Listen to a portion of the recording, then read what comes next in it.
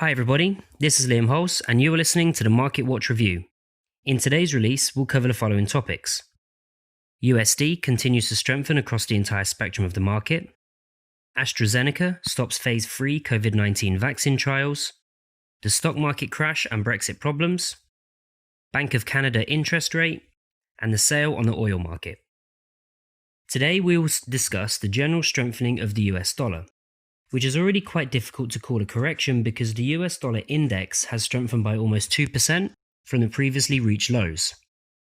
In addition, there are more and more signs indicating a global shift in sentiment in financial markets. Moreover, there are many reasons for the strengthening of the American currency, and we will talk about them today. I will start with a very important topic, and not only for the financial markets, AstraZeneca has stopped the third phase of trials of the COVID-19 vaccine. Accordingly, the appearance of a vaccine from this company is postponed indefinitely, thereby increasing the uncertainty in financial markets because the risk of another quarantine has increased. Therefore, the US dollar, which acts as a defense asset, resumed its growth. The second driver of growth for the US currency, which is partly due to problems with vaccine testing, remains the sell-off of US stock market. Let me draw your attention to the fact that the key index S&P 500 has already lost about 8% in just a few days.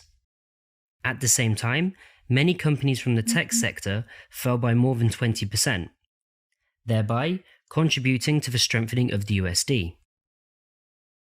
Now let's move to the European markets. Everything is not very smooth here too. Brexit problems are putting very strong pressure on the Great British pound, thereby contributing to the weakening of the Great British and the US dollar currency pair, which has already fallen by more than 550 points or 4%. And last but not least, I would like to point to the ECB's position on the strong euro. All these factors and some others contribute to the strengthening of USD, which we have been observing for several trading days. Moving to the American trading session, I would like to note the forthcoming announcement of the voting results on the main interest rate of the Bank of Canada. Since the probability of its change is very low, all the attention of market participants will be focused on the accompanying statement. But CAD traders also need to consider the changes in oil prices.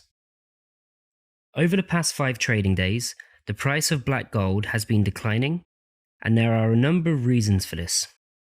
Firstly, OPEC is increasing its oil production, while global demand remains very low.